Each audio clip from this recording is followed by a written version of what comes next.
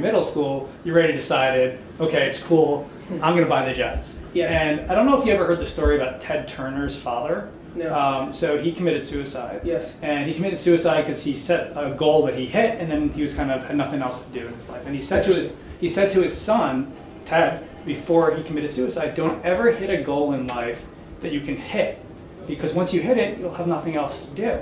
And after that happened, Ted bought the Billboard company, and then he set a goal, I want to have the biggest media network in the world, and of course, that's what he did. Yes. And probably not realizing it when you were in middle school, you did the same thing. Yes. How important do you think it is for all of us here and everybody who watches you to think of what is their Jets? What is their media broadcasting? How do you do that? I think it's a very interesting question that is a little bit more complicated than I think if I heard that question and didn't have context of how I think about it, then people realize.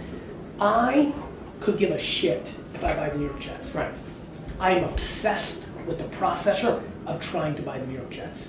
So falling in love with what you do and then having some sort of North Star of the output of what you do is an incredibly successful framework, at least in my opinion, from watching from afar. So you might not have an answer for this, but the emotional component of the sweater, right, and coming here was enough to like push you there. Is there anything that you can think of to help others who are trying to figure out what their North Star is? To like, okay, I need a North Star so I can drive for the next 30 years? The problem with North Stars is I think people create North Stars that are too financially oriented.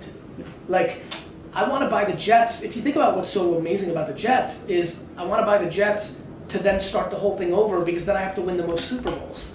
It's a game of perpetuity. Yep. So I think it's outrageously important, and we are in the beginning stages because we're talking about mental health, thank God, finally. I think that the greatest privilege, because I think that word's being thrown around a lot in our society right now, is to be happy and healthy in your head. I think one of the incredible ways to be happy and healthy in your head is to actually value doing something that you get enjoyment from that you would do anyway versus what the financial impacts are of that. Yeah. So I found entrepreneurship very early on. I have a terrible report card hanging there because I found it early on. I posted it and I've let it sit there all day because I want people to understand what it means, which is I became so self-aware that I loved the hustle and grind of lemonade, baseball cards, selling wine, and whatever else I do for the rest of my life, the process of being an entrepreneur, a marketer, a seller, an operator, that I'm forever, the only thing I fear is the health and well-being of myself and the people I love, because it's the only thing that will ever stop me. There is no retirement. Sure.